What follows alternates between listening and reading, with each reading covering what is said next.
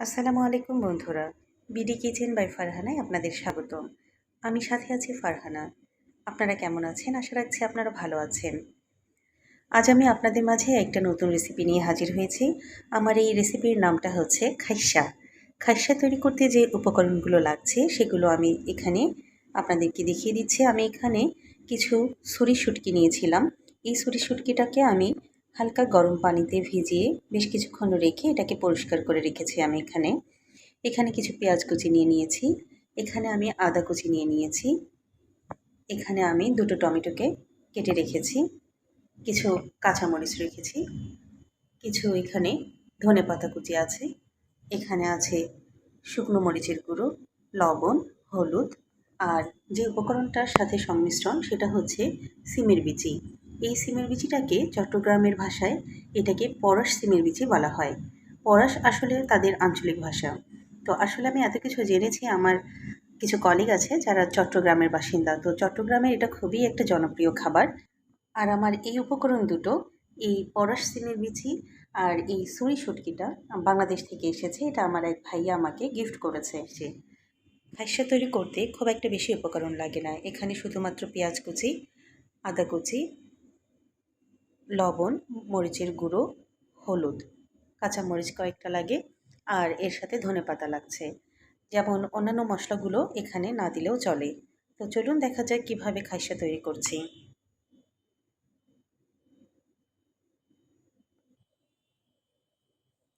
চুলায় আমি একটা হাঁড়ি বসিয়ে নিয়েছি। এখানে আমি পরিমাণ মতো তেল দিয়ে নিয়েছি। আমি এখানে সরিষার তেলটা ইউজ করছি। আপনারা সরিষার তেল ইউজ করবেন। এখানে সরিষার তেলেই বেশি মজা হয়। আপনারাও সরিষার তেল ইউজ করবেন। তেলটা গরম হয়ে এসছে। এখন আমি এখানে পেঁয়াজ কুচিটা দিয়ে দিচ্ছি।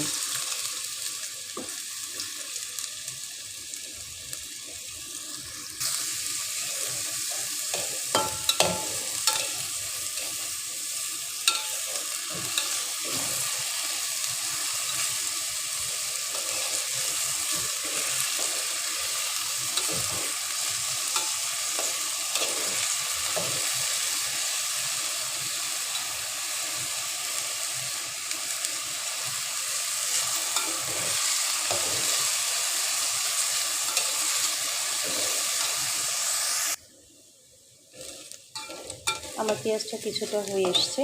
এখন আমি এর মাঝে রসুনের কুচিটা দিয়ে দিচ্ছি।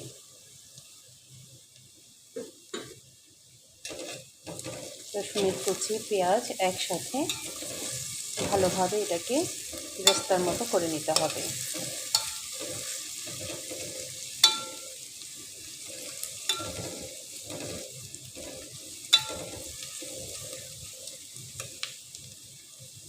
এটাকে ভালোভাবে কিছুক্ষণ ভেজে নিতে হবে।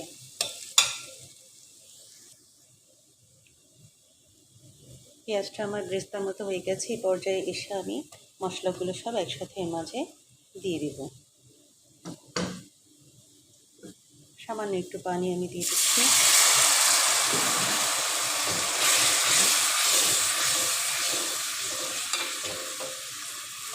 মশলাটাকে আমি ভালোভাবে কষিয়ে নিচ্ছি।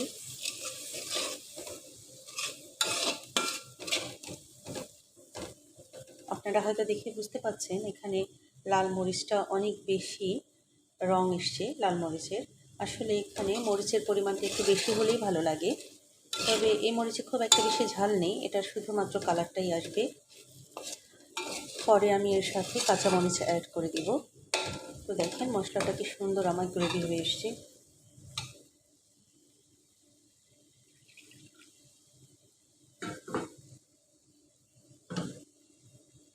আর একটু সামান্য পরিমাণের পানি আমি দিয়ে দিচ্ছি।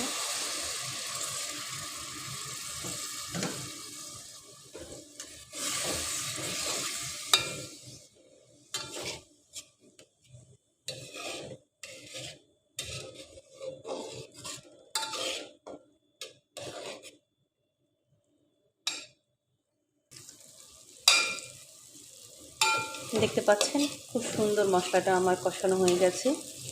তবে আমি মনে করি তরকারির মধ্যে এই যেভাবে কষানো হয় একটু সময় ধরে মশলাটাকে কষিয়ে নিয়ে যদি রান্না করা যায় তাহলে আপনাদের তরকারির একটু দ্বিগুণ স্বাদ নিয়ে আসবে।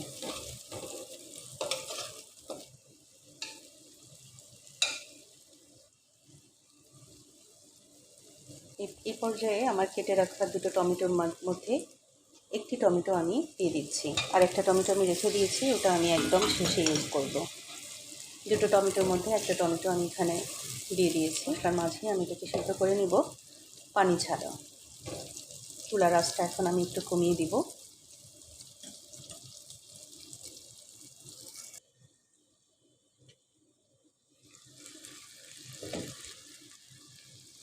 এই পর্যায়ে টমেটোটা অনেকটা সিদ্ধ হয়ে গেছে, আপনারা দেখতেই পাচ্ছেন টমেটোটা খুব সুন্দর সিদ্ধ হয়ে গেছে।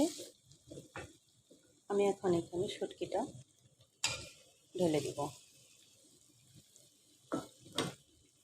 এখন এই শুটকিটাকে আমি সুন্দর করে কষিয়ে নিব টমেটো আর মশলার সাথে।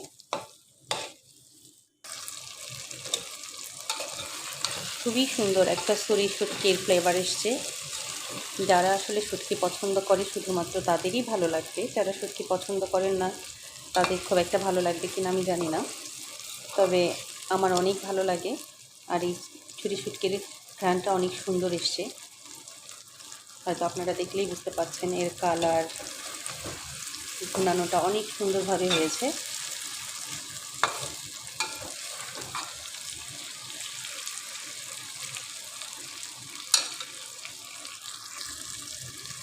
এই পর্যায়ে আমি এর মাঝে সিমের বিচিটা অ্যাড করে দিব।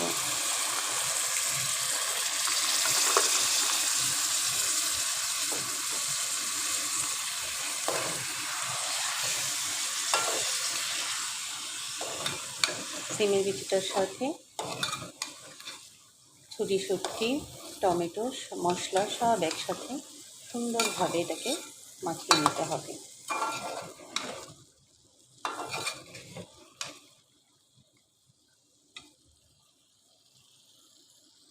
এই পর্যায়ে এসে আমি আরেকবার এটাকে উল্টিয়ে পাল্টিয়ে দিব।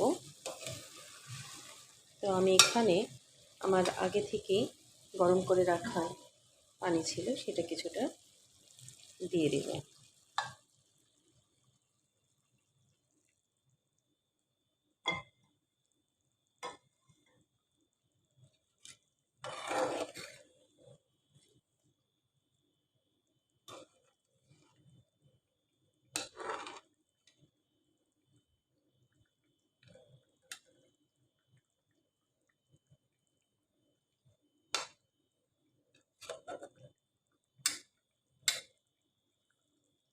চুলোর আঁচটা আমি কিছুটা বাড়িয়ে দিব, দিয়ে এটাকে আরেকবার আমি ঢেকে দিচ্ছি কিছুক্ষণের জন্য। সিমের বিচিটা যাতে সিদ্ধ হয়ে আসে ততক্ষণ পর্যন্ত আমাদেরকে ওয়েট করতে হবে। এই পর্যায়ে এসে আরেকবার আমি দেখে নেব সিমের বিচিটা সিদ্ধ হয়েছে কিনা। তেলটা অনেকটা উপরে উঠে এসেছে। এখন আমি এর উপরে কেটে রাখা আরেকটা টমেটো ছিল, সেটা আমি দিয়ে দিচ্ছি। 4-5টা কাঁচামরিচ আমি সামান্য একটু কেটে নিয়েছি মুখটা, এটা আমি এর সাথে দিয়ে দিচ্ছি।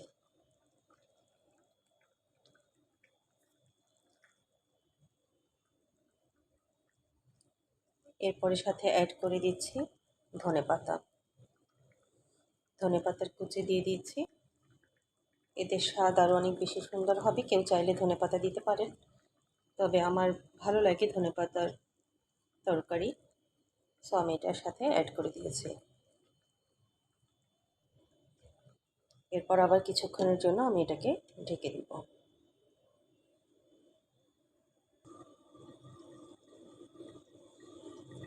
এই পর্যায়ে এসে আরেকবার আমি এটাকে দেখিয়ে নেব।